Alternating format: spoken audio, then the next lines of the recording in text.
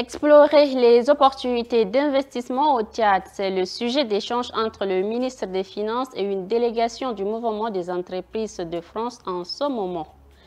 Ils sont menacés par les eaux du fleuve Chari. Ce sont les habitants du quartier Sabangali, Paris Congo et Ardeb Djoumal. Parmi eux, des familles désespérées. Détails dans un instant.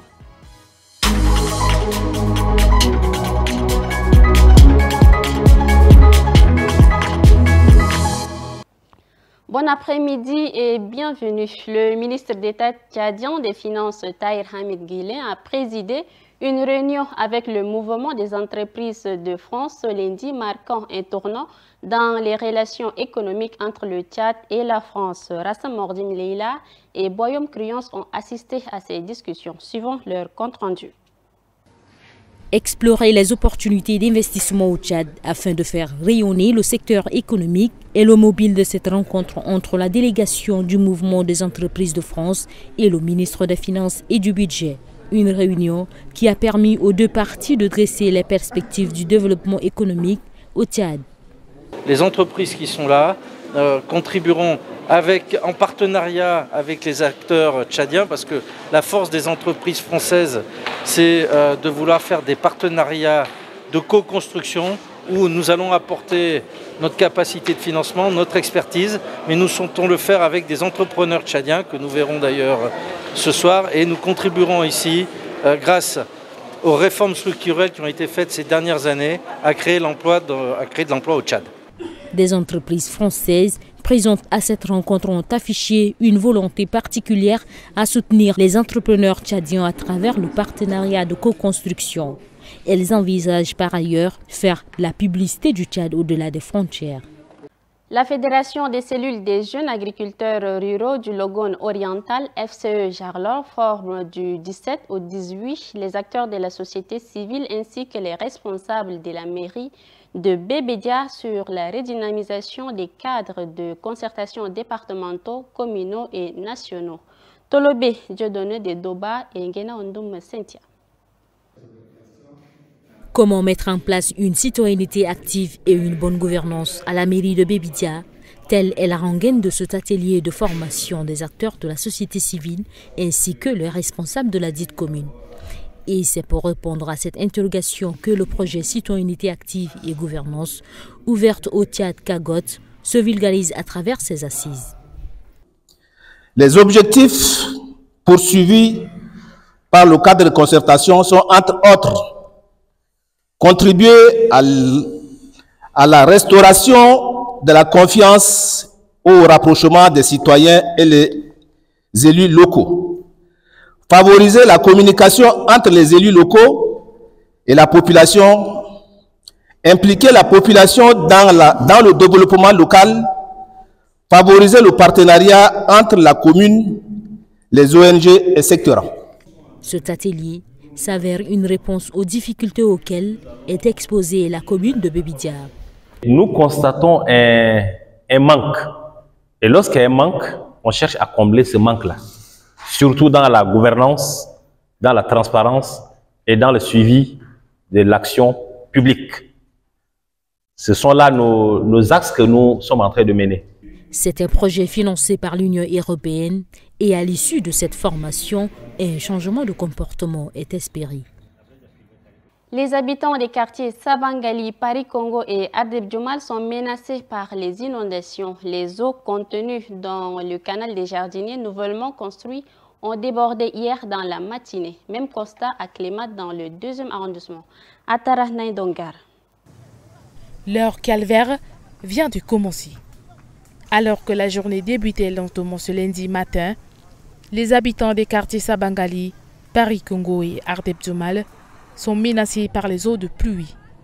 Ces eaux contenues dans le canal des Jardiniers en construction commencent à déborder. C'est la désolation. Certaines familles déménagent désespérément. Avec l'arrivée des Ankobat, ils peuvent nous faire quelque chose. Ils n'ont pas pu. Voilà, ils ont resserré. Tout le monde est en train de voir. Le canal même est devenu comme une cuvette. Et voilà, avec l'arrivée de la pluie, nous a envoyé. Donc on ne sait pas quoi faire. Maintenant, on est sinistré ici devant les goudrons, des trucs comme ça. Les autres, de l'autre côté, les maisons sont tombées. Et maintenant, on est là comme ça. Comme vous voyez, voilà, vous regardez tout le monde, on est là devant le goudron ensuite. Au lieu de bien construire le canal, ils ont fait des petits caniveaux. Sinon, le gouvernement a débloqué de l'argent pour cela. Mais c'est eux qui ont détourné. Nous, les pauvres, on n'a pas la force. Ils le font exprès pour nous faire souffrir. Si on voit cette situation sans réagir, ça ne marche pas. Même situation à Clémat dans le 12e arrondissement. Les eaux du bassin de rétention ont brisé la digue érigée autour de cet enclos. Elles se sont déversées dans les quartiers occupant des routes entières, des commerces et des maisons. En prélude à une réunion internationale de haut niveau sur l'éradication du ver de Guinée, une forte délégation conduite par la secrétaire d'État à la santé, Bourkou Louis Ngara-Doumri, s'est rendue au village Koundoul 2 dans le département de Chari et province du Chari-Bagrimi pour constater les actions de mise en œuvre dans le cadre de la lutte de cette maladie. Compte rendu de Rimteta Alfred et Ralombay Bonaventure. Koundoul 2, dite localité endémique, fait face au cas récurrent de ver de Guinée. Pour tenter d'éradiquer la maladie dans cette localité et au Tchad de manière générale, les autorités, avec l'appui de ses partenaires, mettent en œuvre plusieurs activités, notamment le déploiement des agents sur le terrain. Ces agents sensibilisent mais utilisent aussi la technique d'attachement prolongé des chiens et chats. Cette visite a permis à la délégation composée des représentants de l'OMS, du Centre Carter, des ministres de la Santé de la Centrafrique et du Cameroun, de s'imprégner de ces actions. Ce n'est qu'avec la solidarité des pays voisins que l'on arrivera à éradiquer la maladie. On est maintenant dans la dernière phase, le dernier kilomètre, le plus difficile, mais la mobilisation des acteurs de terrain est absolument cruciale. Au moins 5 cas par an sont enregistrés depuis 2019, selon les techniciens. Je tiens à remercier particulièrement les organisations internationaux et nationaux de tout l'effort qu'ils ont mis pour que le Tchad puisse arriver un jour à éradiquer le ver de Guinée. Le ver de Guinée est une maladie qui s'attrape par l'égestion de l'eau contenant des crustacés aquatiques infestés par la larve du ver. L'actualité internationale du jour nous amène au Nigeria, au Kenya et au Ghana. Aimé Dolunassou nous fait le point de sa compilation.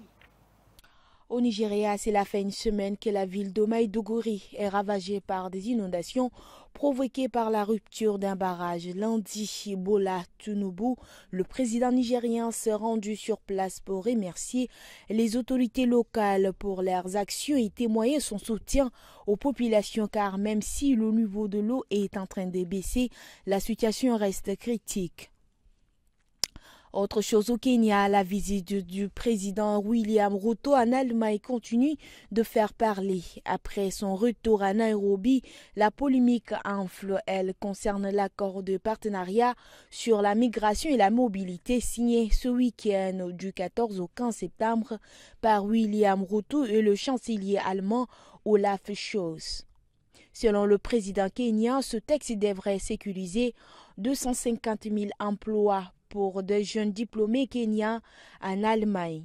Mais Berlin a rapidement démenti ce chiffre. Pour finir, au Ghana, le principal parti d'opposition, le Congrès démocratique national, NDC, appelle à manifester ce mardi 17 septembre à travers tout le pays pour exiger un audit des listes électorales. Le NDC dénonce d'importantes irrégularités et appelle à garantir la crédibilité du scrutin présidentiel prévu en décembre. Et c'est tout pour cette édition. Merci de l'avoir suivi. On se dit à demain.